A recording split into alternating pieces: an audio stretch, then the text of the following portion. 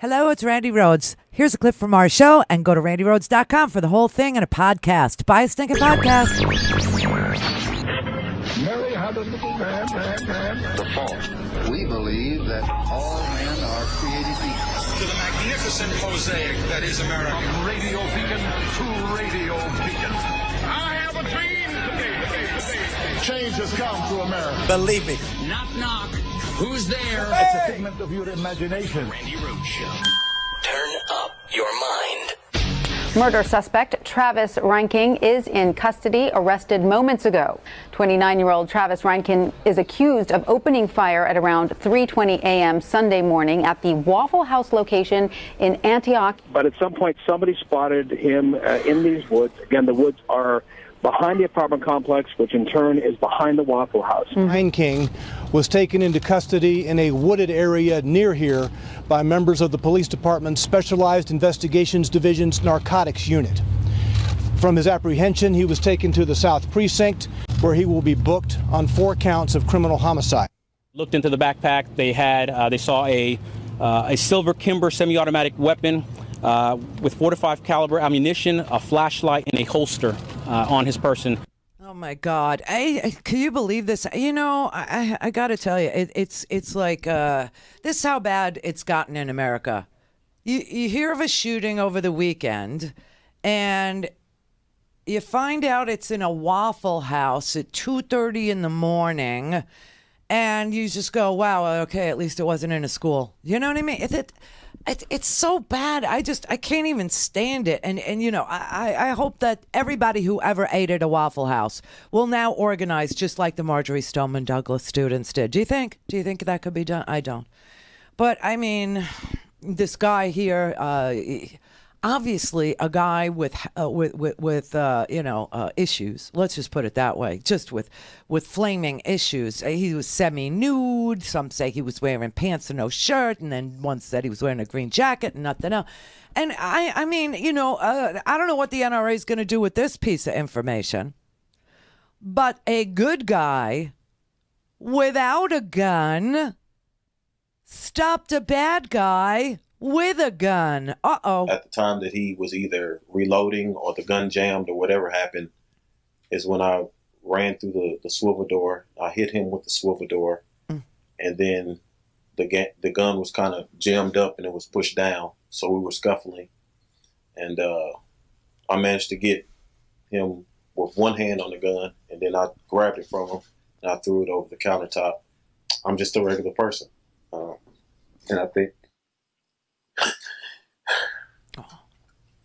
And I think anybody could have did what I did if they're just pushed in that kind of cage, and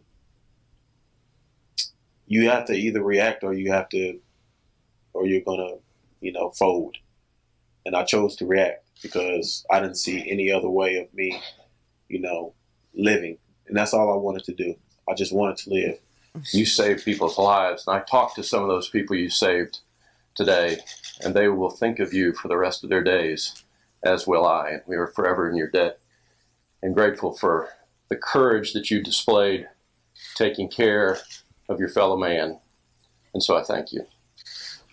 Yes, we all thank you. Thank you, good guy without a gun, for stopping the bad guy with a gun and apparently mental illness. And the story about this man here, his name is James Shaw. He was an amazingly brave guy. He was, he heard the gunshots first. He ran in the bathroom, and then he came out of the bathroom when he heard the gunshots stop, and he saw that the gunman had either stopped to reload or had run out of bullets or his gun jammed. He didn't know, but he thought here's a moment. And I just want to live. And he went and he slammed the door into the guy. He wrestled him down. He took the gun away from the shooter and threw the gun over a countertop. And this kid had so much ammunition that, 4 people are dead, and it's really, really sad and horrible. But God only knows how many would have been killed if not for this guy. And I don't see the NRA celebrating him. I don't see anybody really, doing anything about, saying thank you to him, except for the police officers in the area. And now James Shaw is saying, I'm going to try and talk to some professional help because I know what I saw is probably not normal or average. Here's where I have to differ with that hero, James Shaw. It is so typical. It's so normal these days that, just welcome to the club of 280,000, 980,000 students who had already experienced a school shooting near them in their school. It's so bad. And then as soon as they arrest this Reinking dude, we start to figure out, his background, which is just unbelievable. And if they don't arrest this kid's father, seriously, here's why. It turns out that this shooter at the Waffle House over the weekend had been arrested before. He just most recently, he was arrested at the White House by the Secret Service for being in an area where he was not supposed to be. And the Secret Service arrested him, and they took away his gun privileges. And then they thought, oh, well, we'll return the guns to his dad. And they returned the long guns to his dad. And his dad says, these are my son's guns. I'm giving them back to my son. And then his son ends up shooting people at a Waffle House at 2:30 in the morning. Isn't the gun culture fabulous? Isn't it just so fun? This is one culture I'm glad I am not part of. I love other cultures. I do. I love to speak other languages. I love to travel. I love to immerse. I love to know. I love to see. I love to ask questions, get answers. I love to, communicate any way I can. But this is one culture I am so not interested in being, a part of. So anyway, this guy was the 80 officers were looking for him, and they finally found him today. And of course, why do all these stories end with, he was captured in a wooded area? What is that? It's just unbelievable. But it turns out that authorities in Illinois, where this guy is from, he's from Illinois. He moved to Nashville. Now, this suburb is a very small suburb, I guess it's someone will correct me if I'm wrong, 400 miles north of Nashville. Anyway, this guy, this Reinking dude, apparently lived in Illinois. And there were multiple red flags. The authorities in Illinois were able to share with the authorities in Tennessee multiple reports about red flags everywhere about this disturbed young man who liked his firearms. Apparently, in 2016, this kid told deputies from Tazewell County, Illinois, that Taylor Swift, Taylor Swift was stalking him. She was stalking him. She was hacking his phone.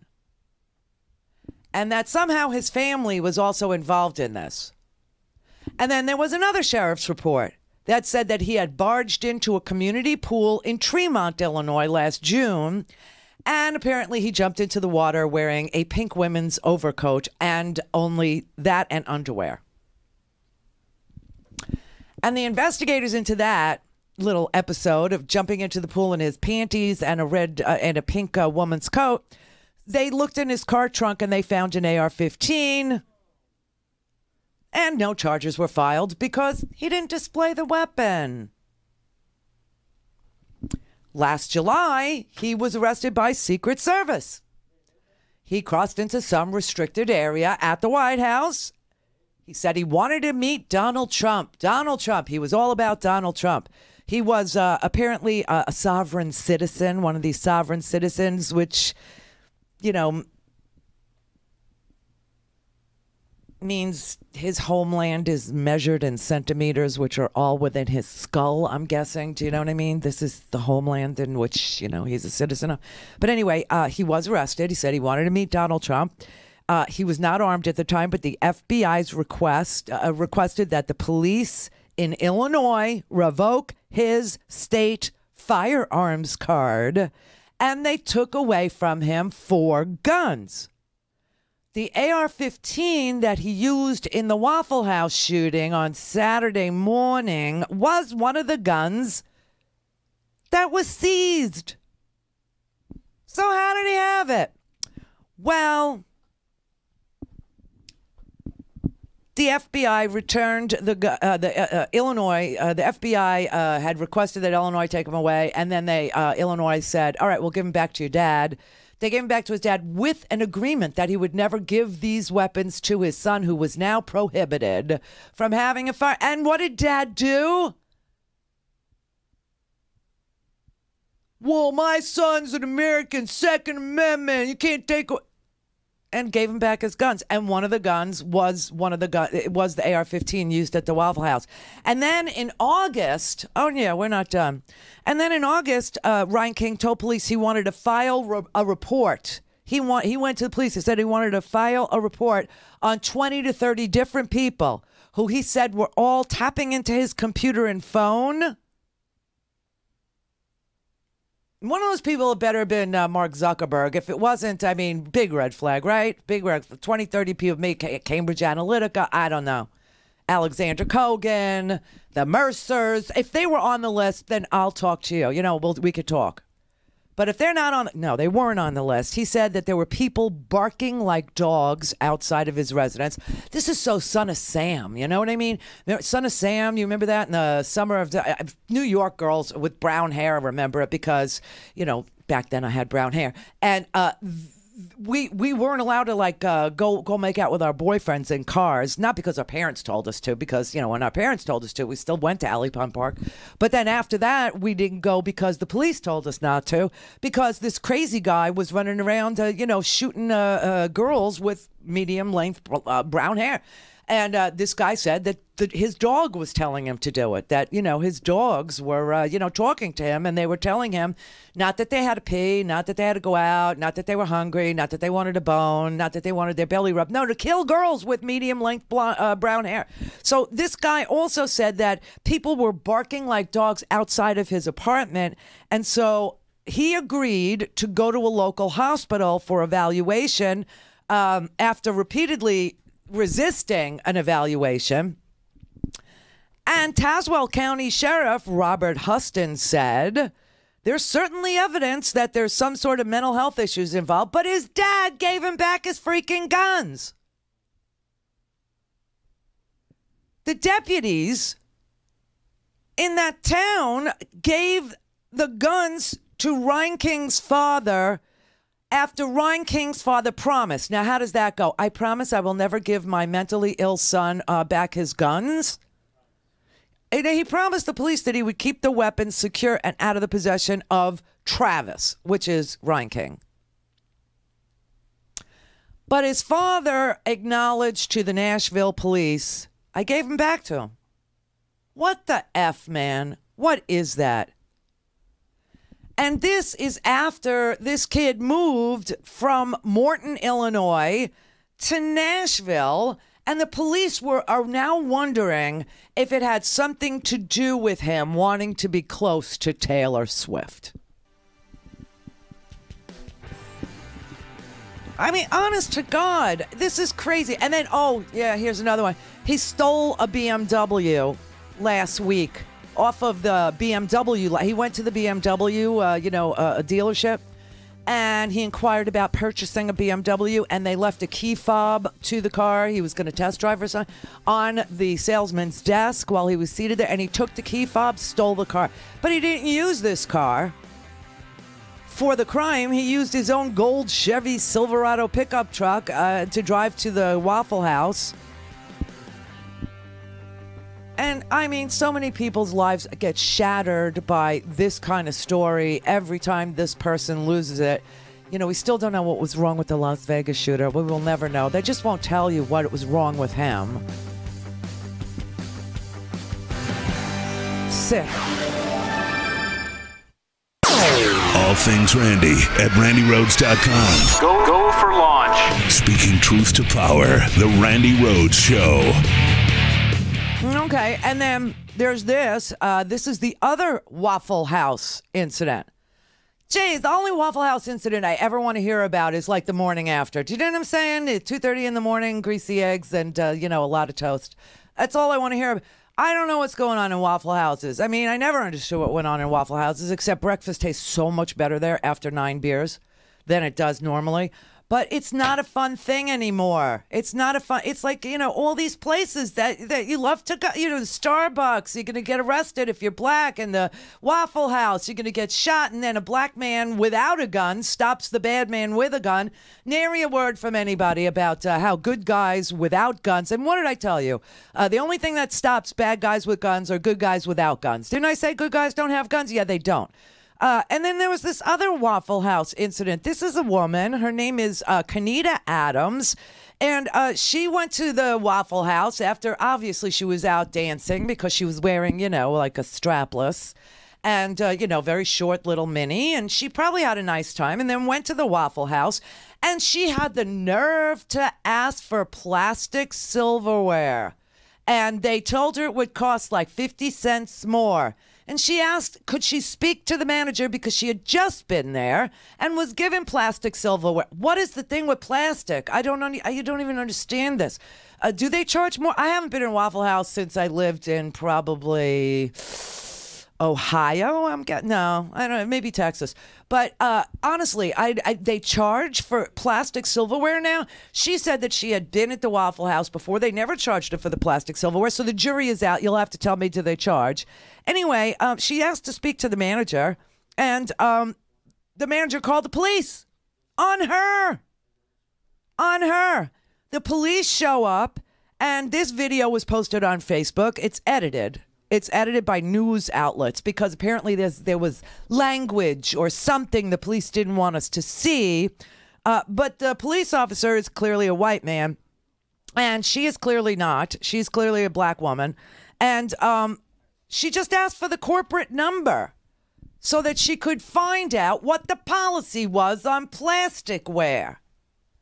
And the police threw her to the ground, rolled her onto her stomach. Her dress slips down because it's a strapless. I mean, wearing that all night long and dancing in and of itself should get her a commendation medal because I can't do that.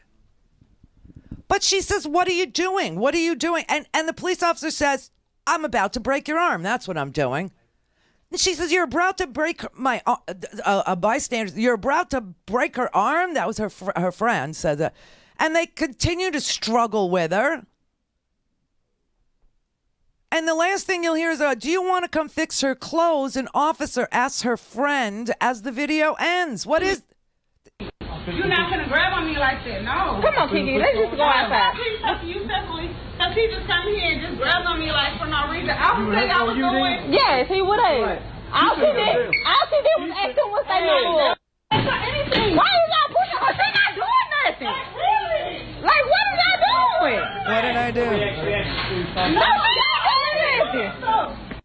Y'all ain't really doing stuff to me. What are you doing? Man, I'm about to break your arm. That's what I'm about to do. You about to break her arm? You're going to break her arm? Like, what are y'all doing? No, I'm not. Y'all got her tears out and everything. What part out? No, I'm understanding. Trying to understand what's going on. She not, y'all ain't even talking about why she being on the rail. Y'all not even telling me what I'm doing. Like, why you talking? Kiki, just turn over. Kiki, turn over. Pull your head around. On your stomach. What am I doing wrong? What did I do wrong? What did I do Y'all wrong? haven't told me anything that I did wrong. Roll over on your stomach. Y'all haven't told me anything that I did wrong. Y'all got her head behind her back. Right. I don't have anything. You want to come fix her clothes? No, y'all fix it. Y'all got it. Do you want to fix her clothes? I mean, the reason why it's blurred out around the chest area is because her dress has been pulled down off her body, and obviously her breasts are showing, and she posted that on her Facebook page, and now all of a sudden it's been deleted. Now, Kenita, who's the girl that's being mangled and, manipulated and mauled in that by a police officer, she says, I did not delete that video. So I'm guessing it was deleted by Facebook. Know why? Because it shows nudity. And you can't show nudity. I mean, this is just an amazing thing. So the NAACP Mobile president, this happened in Alabama. he said that they will be taking a closer look at this, and they would move the matter to whatever level is appropriate. And of course, her parents are like literally outraged. They go, what I actually want is to get justice for my daughter in this case. I don't feel like she was treated fairly. Her mother told the local TV station. And of course, the police department. It's a town called Saraland in Alabama. They said the situation is being thoroughly reviewed and is under active investigation right now. Our department strives for transparency, and we encourage our community to be aware of current events. What? All right, Alabama, buy a podcast, buy a Stinger podcast. You need to be aware of current events. That's what we do here. So that was the other Waffle House incident. I mean, you know, what is going on? I mean, and I'm just so worried that people are becoming numb to this crap. And it's another thing that James Comey also feels, that people are becoming numb to the creeping, corrosive, police state that we're all living in now. And that people are just, well, what can I do? What can I? You know what? You can do plenty. Look at what, this Shaw dude did. There's lots of stuff. You could speak up. You could speak out. You could take your shot. You can see when things are happening. You can film them. You can post them. You can, make complaints. You can listen. And now in Toronto, just as they were wrapping up this Rhine King investigation and they caught this guy, all of a sudden there's another news flash that this van, this white rental van, plowed into pedestrians in Toronto. That man apparently, now this is the difference between Canada and the United States. The man who, it looks like it was on purpose, plowed his white rental van into multitudes of people on purpose in Toronto on a main thoroughfare going about 40, 50 miles an hour for about a mile, just running down people one after the other, with onlookers just freaked out, screaming, stop that car, everybody trying to stop the car. Well, they finally were able to stop the van. The man in the van gets out of the van. He's pointing a weapon at police officers, just standing in the middle of the street, pointing a weapon at the cops. And the cops do not kill him. Isn't that something? No, they don't kill him. They actually managed to take him into custody. Isn't that amazing? Wow. So guess what? Now we'll find out who he is and what his motive was and why he did. I mean, just incredible. Just wow. Amazing. And there was a standoff in the middle of the street between the Toronto police and this man, and a standoff right by the van. He looks like in this video that he's pointing a handgun on the responding police officer, and the responding police officer is telling him, lay down, lay down, lay down, and they don't kill him. It's just an amazing difference. I just want to, so I gotta tell you, this whole thing, and it's only Monday. It's only Monday, and we've already had a mass shooting over the weekend. We've already had videotaped police brutality, and we have a man who on purpose plows into pedestrians, but in a foreign nation where there's a standoff between him and the police, and they managed to take him into custody. Geez, how do they do that? Are they magical up there? I mean, I think the police have magical powers in Toronto that we don't possess here in the United States. I just think it's magical. So and it's not even, it's just Monday. Oh, and here's another thing. In a New York bar, Milo Yiannopoulos, that white supremacist, yeah, he tried to go into a bar in New York, and I'll tell you, New Yorkers, we won't have any of it. We're just not in the mood. And so you say, what can I do? Watch this. This is unbelievable. The people in the New York bar recognized him, and they know what he's all about, and they know he's a white supremacist, and they know that he's a neo-Nazi, and they know that he's just a hater. And so they organized themselves in like a minute, like a second, and they just started chanting at him to make him uncomfortable, to the point where he had to leave. Nazi scum, get out! Nazi scum, get out! Nazi scum, get out! Nazi scum, get out! Nazi scum, get out! Nazi scum, get out! Nazi scum, get out! Nazi scum, get out! Nazi scum, get out! Nazi scum, get out! Bye. Bye. Bye-bye. Don't let the door hit you where the good Lord split you. Go home. Go home. Bye-bye. Sometimes it is that simple. You just shun people. You shame them. You just say that you're not welcome here. You're not welcome here. People can do it on an individual level. You hear somebody say something that is just grotesque and you know it's grotesque and you just shut them down. I won't, you can't stay in my house and use that language. Or I really wish that you would leave now because you've just offended everything that's right and good. But if it's a public place, organize real quick. Just tell people you're not welcome here. Now, this Reinking dude, the Sovereign Citizens Movement is based on this whole we're above the law thing. The laws don't apply to us. And now my tax dollars that he doesn't believe in are going to have to pay for him to get some sort of, prison treatment, so that we could figure out how insane he really is. Honestly, it's just Monday. It's Monday. Brian in Florida. Hi, Randy. How are you? It's Monday. It's Monday. But usually mass shootings are Tuesday. That's true, in school shootings. Yeah, and I was just relieved. It wasn't a church. It wasn't a school. No kids. It was just, only 4 dead. Oh, I know. The video that you showed, the last video you showed with the second woman at the Waffle House, just got my blood boiling. Just so you know, my husband tells me not to watch your show. Why? Because we both love you. Don't get me wrong.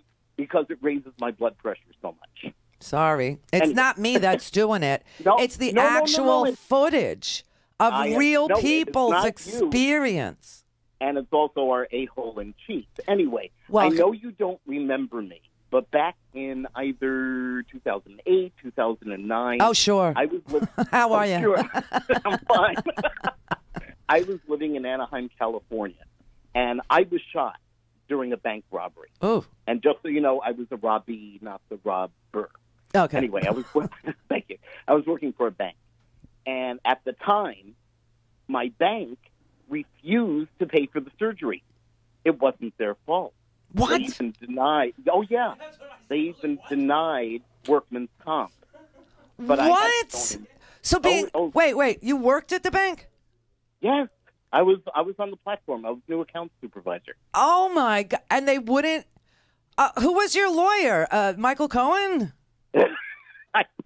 No, I sued them afterwards, and I got some money. Okay. Hardly anything. I mean, I was looking at houses in Anaheim and Fullerton, and I didn't even get enough to buy a year's worth of groceries. Oh, my God. But now... Did you call Saul? I mean, Better Call Saul. Who's Saul? You never saw that show? Oh, never mind. It's a great show. It's a great show. You got a lot of good TV coming. Oh, okay. So anyway, they refused to pay for anything. I needed 2 surgeries within 7 months. Second surgery was on my birthday, which really sucks. Yeah. And I missed 7 months of work, and they refused to pay for anything. And then I'm now living here in Florida, in Seminole, Florida. My husband and I moved here in 2010. We're trying to turn the state blue. And we were actually married at Disney World. I know you don't care, but it's a big thing with us. No, that's where I went. I took Howard to Disney for our anniversary. Oh, and you didn't call us to go with you. Thank you. Anyway, I was laid off from my job a year ago this coming August, and I'm totally in chronic pain. I mean, 24/7. Where were you shot? What happened? In the back. In the back? Yeah, I was under my desk. Oh, my God. And I did not even know I got shot, which I found out when I was in group therapy afterwards. It's very common among people who get shot. Your body just, shuts down and you don't know. In my head, he was shooting at the ceiling. I had no idea I was shot. It was later when my manager said, "Oh, my God, you've been shot." I said, "No, I wasn't." Oh, wow. And she said, there's a hole in your shirt and you're bleeding. And I said, oh, my God, I've been shot. She Oh, my sit God. down. I had no idea. And so anyway, I got laid off from my job last August. And I said, you know what? And I talked to my husband. I said, let's take this as a sign. I'll take early retirement. I'm 64 now. And I said, I'll go on disability. I said, I can't sit 8 hours a day. I'm in so much pain. So I retired, and I applied for disability twice. I got declined. And I cannot apply for disability anymore. What? And she said, well, are you able to put on your own socks? I said, well, I don't have feeling in my right leg anymore, and I do have a tendency of falling down. I used to fell down at work and smash the coffee cup. All right, so here's my best advice to you. Become addicted to oxycodone, move again to, like, Arkansas, and you will get disability because the entire state does. You know? No offense, it's too far from a Disney theme park. Couldn't do it. Oh, my God. It's really all about Disney for you. Wow. You should see my condo, I know. Oh, okay. Yeah, but when I heard about the waffle shooting, it's like, I can't take this anymore. Yeah, and it's just insane. Every day there's another shooting. I came out of the bedroom. My husband goes to work. Wakes up before I do to go to work, and I said, there was another shooting. And he goes, are you serious? Yeah. It's this time at a Waffle House. I know. There's a Waffle House right behind where we live. Yeah, it's so funny because this hero, James Shaw, who doesn't want to be called a hero because he says he acted out of selfish reasons because he wanted to live. But this man saved so many people from being shot up that, in that Waffle House. But he says he needs therapy because he thinks he saw something that isn't average or isn't usual. And, obviously it is. Go to RandiRhodes.com for the whole thing and a podcast. Buy a stinking podcast.